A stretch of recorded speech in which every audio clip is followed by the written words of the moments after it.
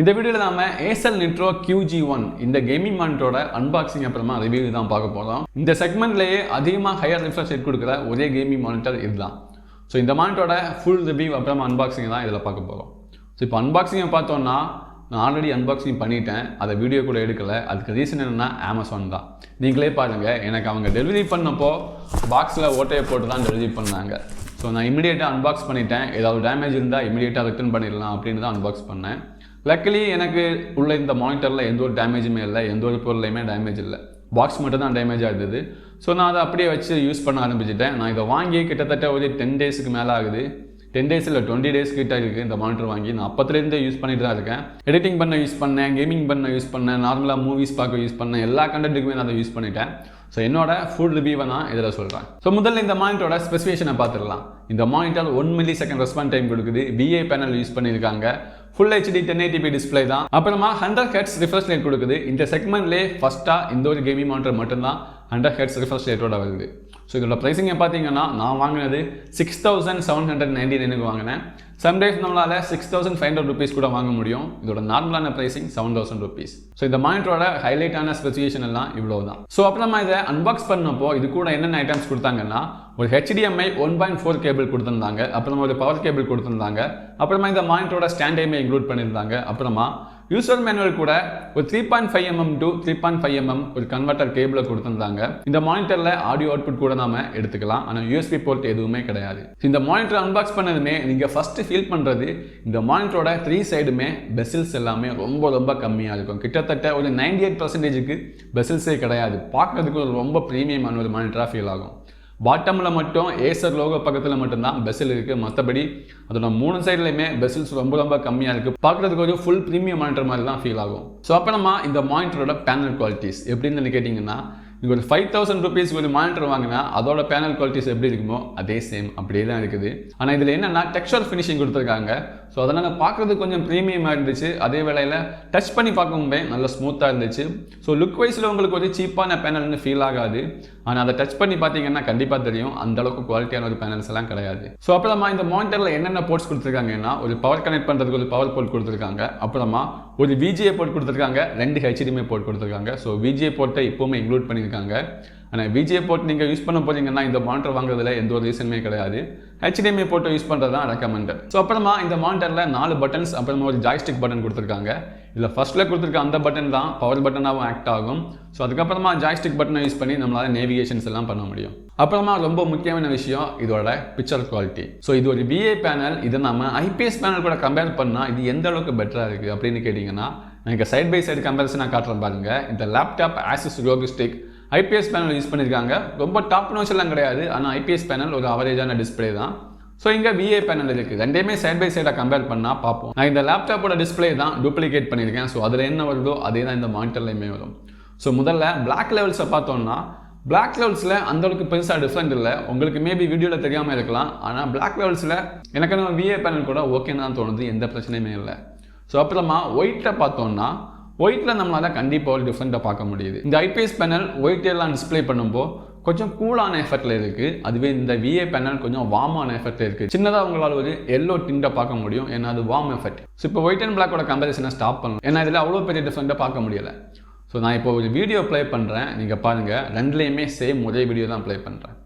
So இங்கே பார்த்தீங்கன்னா இந்த VA பேனலில் கொஞ்சம் அதிகமாக சேச்சுரேஷனாக இருக்குது. அதே வேளையில் இந்த கான்ட்ராஸ்ட்டுமே கொஞ்சம் இன்க்ரீஸாக இருக்குது.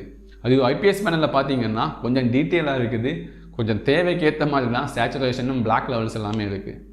ஸோ பிக்சர் குவாலிட்டி பார்த்தீங்கன்னா இங்கே உங்களால் கிளியரான டிஃப்ரெண்ட் பார்க்க முடியும். இங்கே IPS பேனலில் தான் கண்டிப்பாக பெட்டரான எஃபெக்ட் தெரியுது. ஸோ பிக்சர் குவாலிட்டியை பொறுத்த வரைக்குமே கண்டிப்பாக IPS பேனலில் தான் நல்லா இருக்குது. ஸோ எக்ஸாம்பிளுக்கு நான் இந்த கேமிங் செட்டப்போட இமேஜை காட்டுறேன் பாருங்கள். இதை நீங்கள் யூஸ்வலாக என்னோட வீடியோஸில் பார்த்துருக்கலாம்.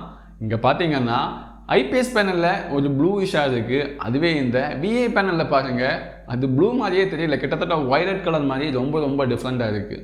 ஸோ கலர்ஸை பொறுத்த வரைக்குமே கண்டிப்பாக இந்த IPS பேனல் தான் ரொம்ப ஆக்யூரேட்டாக இருக்குது. VA பேனல் அந்த அளவுக்கு ஆக்யூரேட்டாக இல்லை. ஸோ அப்புறமா இதில் கேமிங் ஸ்பெசிஃபிக்காக என்ன ஃபீச்சர்ஸ் கொடுத்துருக்கான்னு கேட்டிங்கன்னா, இந்த கேமிங் மோடுன்னு ஒரு ஆப்ஷன் இருக்குது இந்த மெனுவில். அதில் போனோன்னா நம்மளால் வேரியபிள் ரிஃப்ரெஷ் ரேட்டை கண்ட்ரோல் பண்ண முடியும், AMDயோட ஃப்ரீசிங் எனபிள் பண்ண முடியும், ரிஃப்ரெஷ் ரேட்டை டிஸ்பிளே கூட பண்ண முடியும், மானிட்டர் எந்த ஹைட்ஸில் ரன் ஆகிட்டு இருக்குது அப்படிங்கிறதையுமே பார்க்க முடியும். அப்புறமா இதில் 3 crosshair கொடுத்துருக்காங்க. ஸோ இந்த crosshair ஆல்வேஸ் டிஸ்பிளே பண்ண முடியும். நம்ம சில ஷூட்டிங் கேம்ஸ் எடுத்தோம்னா சில கன்ஸுக்கு மட்டும் crosshair இருக்காது. ஆனால் இதில் இந்த crosshair நம்ம எனபிள் பண்ணிட்டோம்னா ஆட்டோமேட்டிக்காக அதில் crosshair வந்துடும். ஸோ 3 டைப் crosshair கொடுத்துருக்காங்க இதில். ஸோ இது கண்டிப்பாக சில காம்படிட்டிவ் கேம்ஸில் எல்லாம் யூஸ் ஆகும். எக்ஸாம்பிளுக்கு CSGO எடுத்தோம்னா CSGO கேமில் ஸ்னைப்பர் யூஸ் பண்ணுறோம்னா அதுக்கு எந்த ஒரு crosshairமே இருக்காது. ஸோ அந்த மாதிரி சுச்சுவேஷனில் இந்த crosshair எனபிள் பண்ணிட்டோம்னா இது டிஸ்பிளேல ஆல்வேஸ் ஆனில் தான் இருக்கும், நாம் யூஸ் பண்ணிக்கலாம். ஸோ அப்புறமா கேமிங் பண்ணுறதுக்கு இந்த மானிட்டர் எப்படி இருந்தது? நான் சொல்லப்போனால் கேமிங்கில் தான் இந்த மானிட்டர் அதோட ரியலான ஒரு எஃபெக்டையே காமிக்கும். இதோட பெரிய அட்வான்டேஜே இதோட 1 millisecond ரெஸ்பான்ஸ் டைம், அப்புறமா 100 Hz ரிஃப்ரெஷ் ரேட். ஸோ நான் இத்தனை வருஷமாக பிசி யூஸ் பண்ணிட்டு இருக்கேன், இருந்தாலுமே தான் 60 Hzல தான் ஸ்டக் ஆகிட்டு இருந்தேன். லேப்டாப்பாக இருந்தாலும் சரி, என்னோட ஓல்டு பிசி இருந்தாலும் சரி 60 Hzல தான் யூஸ் பண்ணிட்டு இருந்தேன். ஃபஸ்ட் டைமாக நான் ஒரு ஹையர் ரிஃப்ரெஷ் ரேட் மானிட்டரை பர்சனலாக எனக்குன்னு யூஸ் பண்ணிட்டு இருக்கேன் கொஞ்ச நாளாக. ஸோ அதுலேருந்து வந்த எக்ஸ்பீரியன்ஸ் தான் நார்மலான யூஸில் கூட என்னால் டிஃப்ரெண்ட்டாக பார்க்க முடியுது. அந்த யூஐயோட ஸ்மூத்னஸாக இருக்கட்டும், அந்த யூஐயோட ரெஸ்பான்ஸாக இருக்கட்டும், எல்லாமே ரொம்ப நல்லா இருந்தது. ஸோ கேம் பிளே எப்படி இருந்துன்னு கேட்டிங்கன்னா, கேம் பிளேலையுமே என்னால் அந்த 100 Hz ரிஃப்ரெஷ் ரேட்டோட அட்வான்டேஜாக பார்க்க முடிஞ்சுது. இன்னுமே பெட்டராக என்னால் ஏமிங் பண்ண முடிஞ்சுது. இன்னுமே ரொம்ப ஸ்மூத்தாக இருந்துச்சு. எந்த கேமாக இருந்தாலும் சரி அந்த கேம் இன்னுமே ஸ்மூத்தாக இருந்துச்சு. அதாவது ரொம்ப ரெஸ்பான்சிவாக ஹையர் ரிஃப்ரெஷ் ரேட்டை ரன் பண்ணுறதுக்கு ரொம்ப நல்லா இருந்தது. 60 Hzலேருந்து ஒரு பெரிய அப்கிரேட் தான் 100 Hz. ஆனால் நீங்கள் 60 Hzலேருந்து 75 Hz போனீங்கன்னா கண்டிப்பாக நான் அட்வைஸ் பண்ண மாட்டேன். 60 Hzலேருந்து முடிஞ்ச வரைக்கும் அட்லீஸ்ட் ஒரு 100 Hz ஆகுது போங்க, கண்டிப்பாக உங்களால் ஒரு பெரிய டிஃப்ரெண்ட்டை பார்க்க முடியும்.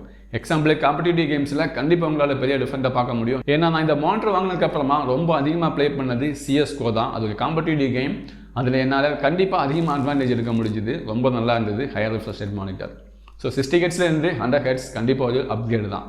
ஆனால் 60 Hzலேருந்து 75 Hzக்கு மட்டும் போயிடாதீங்க. ஸோ இப்போ இதோட பட்ஜெட்டில் வேறு எந்த ஒரு காம்படிஷனுமே இல்லையான்னு கேட்டால், இதோட பட்ஜெட்டில் ஏசரே இன்னொரு காம்படிஷனுக்கு ஒரு மானிட்டர் வச்சிருக்காங்க. அதோட ப்ரைஸிங் இதோடையுமே 1000 rupees கம்மியாக இருக்கும். அதுலேயுமே 1 millisecond response time, 100 Hz refresh கொடுத்துருக்காங்க. 6000 rupeesலேயே அந்த மானிட்டர் நம்மளால் வாங்க முடியும்.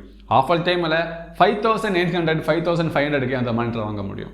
ஸோ அப்போ அந்த மானிட்டரை வாங்காமல் நான் எதுக்காக இதை வாங்கினேன்? ரெண்டுக்குமே என்ன டிஃப்ரெண்ட்னு கேட்டிங்கன்னா, டிஃப்ரெண்ட் பெருசாக எல்லாம் இல்லை. அது நார்மல் மானிட்டர், இது கேமிங் மானிட்டர் அப்படின்னு ஒரு தீமிங் கொடுத்துருக்காங்க. மற்றபடி பிக்சர் குவாலிட்டி, ரெஸ்பான்சிவ்னஸ் அதில் எந்த ஒரு டிஃப்ரெண்ட்டுமே இருக்காது. ஆனால் லுக் வைஸில் ஒரு பெரிய டிஃப்ரெண்ட் இருக்கும். அதாவது அந்த 6000 rupees மானிட்டரில் எல்லா சைடுமே பெசில்ஸ் கொஞ்சம் பெருசாக விசிபிளாக இருக்கும். ஆனால் இந்த ஏசர் நிட்ரோ சீரிஸில் அப்படி கிடையாது. அந்த பெசில்ஸ் ரொம்ப சின்னதாக இருக்கும், பார்க்கறதுக்கு ரொம்ப ப்ரீமியமாக இருக்கும். அப்புறமா இதுக்கு பின்னாடி கொடுத்துருக்க அந்த ஏர் வென்டிலேஷன் தான். ஸோ மானிட்டருமே ஹீட் ஆகும். ஸோ அங்கே ஏர் வென்டிலேஷன் தேவைப்படும். இந்த நிட்ரோ மானிட்டரில் கொஞ்சம் பெருசாக கொடுத்துருக்காங்க. அந்த 6000 மானிட்டரில் அந்த அளவுக்கு பெருசாக இருக்காது. ஆனால் அது ஒரு பெரிய விஷயமே இல்லை. அப்புறமா நான் கேமிங் ஸ்பெசிஃபிக்காக கொஞ்சம் ஃபீச்சர் கொடுத்துருந்தாங்கன்னு சொல்லியிருந்தேன். அதாவது அந்த கேமிங்கோட கிராஸ் ஏர் அந்த மாதிரி ஃபீச்சர்ஸ் அதையெல்லாம் அந்த 6000 மானிட்டரில் இருக்காது. ஆனால் இந்த மானிட்டரில் இருக்குது. அதுவுமே ஒரு பெரிய விஷயம் கிடையாது. நான் அந்த மானிட்டரை பிக் பண்ணாமல் எதுக்காக இதை பிக் பண்ணேன்னா, அந்த பெசில்ஸ் அந்த லுக்குக்காக தான், மற்றபடி எதுவும் கிடையாது. அந்த மானிட்டர் யூஸ் பண்ணால் கொஞ்சம் ஓல்டு மானிட்டர் யூஸ் பண்ணுற மாதிரி ஃபீல் பண்ணுவோம். இதை யூஸ் பண்ணால் கொஞ்சம் ப்ரீமியமான மானிட்டர் மாதிரி ஃபீல் ஆகும். அந்த ஒரு விஷயத்துக்காக தான் நான் இந்த மானிட்டர் வாங்கியிருந்தேன். ஸோ அப்புறமா இந்த மானிட்டரோட ப்ரோஸ் அண்ட் கான்ஸை பற்றி பார்த்துடலாம். ஸோ ப்ரோஸ்ன்னு சொல்ல போனால், இந்த மானிட்டரில் இந்த செக்மெண்ட்டில் 1 millisecond ரெஸ்பான்ஸ் கொடுத்துருக்காங்க. அது உண்மையிலே எஃபெக்டிவாக தான் இருக்குது காம்படிட்டிவ் கேம்ஸில். அப்புறமா 100 Hz ரிஃப்ரெஷ் ரேட். இந்த செக்மெண்ட்டில் எந்த ஒரு கேமிங் மானிட்டருமே 100 Hz ரிஃப்ரெஷ் ரேட் கொடுக்கல. அதை இதில் கொடுத்துருக்காங்க. அதுவுமே ஒரு பெரிய அட்வான்டேஜ் தான். அப்புறமா தேர்டு, ஒரு ப்ரீமியமான லுக்கை கொடுத்துருக்காங்க. உண்மையிலே நல்லா இருக்குது. இதோட 3 சைடு பெசில்ஸுமே ரொம்ப கம்மியாக இருக்குது. பார்க்குறதுக்கு ரொம்ப ப்ரீமியமாக இருக்குது. எனக்கு பர்சனலாக ரொம்பவே பிடிச்சிருக்கு இதோட லுக். ஸோ அதுக்கப்புறமா என்ன அட்வான்டேஜ்னு கேட்டிங்கன்னா, எதுவுமே கிடையாது. இந்த 3 விஷயம்தான். இதோட கான்செப்ட் பற்றி பார்த்தீங்கன்னா, ஃபஸ்ட்டு மிகப்பெரிய கோனே இதோட பிக்சர் குவாலிட்டி தான். பிக்சர் குவாலிட்டி உண்மையிலே ரொம்ப மோசமாக இருக்கும். எடிட்டிங் பண்ணுறீங்கன்னா கண்டிப்பாக இந்த மானிட்டர் யூஸ் பண்ணணும்னு நினச்சி கூட பார்க்காதீங்க. ஆனால் நீங்கள் கேமிங் பண்ணுறதா இருந்தால் தாராளமாக வாங்கலாம். ஆனால் எடிட்டிங் பண்ணுறீங்கன்னா கண்டிப்பாக உங்களுக்கு செட் ஆகாது. கலர்ஸ் எல்லாமே ரொம்ப டிஃப்ரெண்ட்டாக இருக்குது விஏ பேனலில். ஸோ கண்டிப்பாக உங்களால் கலர் ஆக்யூரஸியாக எடிட்டிங் பண்ண முடியாது. உங்கள்கிட்ட ஏதாவது செகண்டரி மானிட்டர் ஐபிஎஸ் இருந்தால் மட்டும் ட்ரை பண்ணுங்கள். என்கிட்ட என்னோட லேப்டாப் இருக்குது. ஸோ நான் டூப்ளிகேட் டிஸ்பிளே பண்ணும்போது அதில் வந்துடும். ஸோ அதனால் நான் இதை பெருசாக எடுத்துக்கல. நீங்கள் எடிட்டராக இருந்தால் கண்டிப்பாக இதை வாங்காதீங்க. ஏன்னா இதோட பிக்சர் குவாலிட்டி ரொம்ப மோசமாக இருக்கும். ஸோ அப்புறமா நான் இந்த மானிட்டரோட நார்மல் ப்ரைஸிங் 7000ன்னு சொல்லியிருந்தேன். 7000க்கு இது ஒன்றும் பெரிய டீல் கிடையாது. கண்டிப்பாக ஒரு நார்மலான ப்ரைஸிங் தான். இது ஒரு பெரிய ஒரு டீல் பிரேக்கர்லாம் கிடையாது. மற்ற பிராண்ட் எல்லாமே ஐபிஎஸ் பேனல் கொடுக்குறாங்க. அதனால தான் ரிஃப்ரெஷ் ரேட் 100 Hz கொடுக்கல, அவங்க 75 Hz கொடுக்குறாங்க.